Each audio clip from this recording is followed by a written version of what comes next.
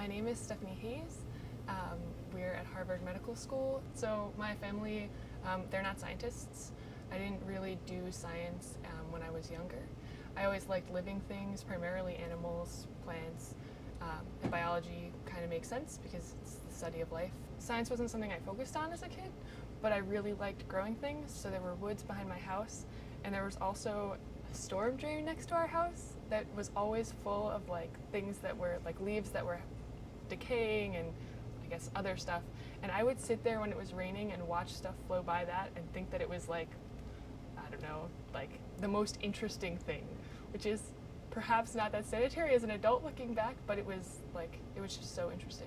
I went to college at Rensselaer Polytechnic Institute, which is an engineering school. I was going to be a biomedical engineer, but realized that most of that focuses on the human body, which isn't that interesting to me, whereas microbes and little living things are more interesting. Now I work with cyanobacteria, which are photosynthetic bacteria, and they're excellent. They're like the pond scum that anyone who has swum in fresh water has swallowed, which is interesting because you grew up with them without really knowing. And I study how they interact with other microbes. So that's excellent because in the outside world, everything is constantly in contact with other things. I take cyanobacteria, which are the aforementioned pond scum, and so they do photosynthesis, so they use light to fix carbon.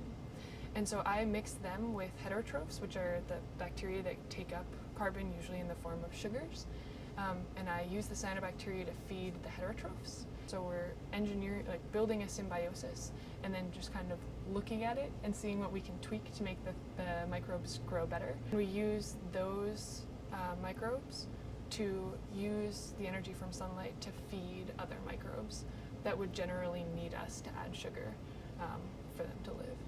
There's a lot of pressure in our systems biology department for people who are good at math to do science, and it's not actually necessary. It's nice if you're good at math or computer science or any other specialty.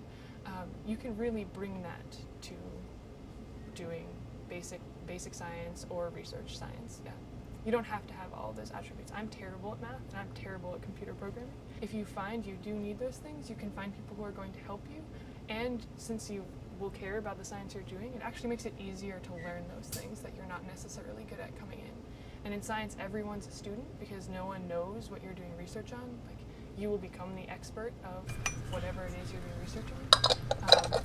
Since everyone's a student, there are no stupid questions. Times are changing, things are getting better, and they're only going to continue to get better if people go ahead and do what they want to do. So if you want to do science, you can do science.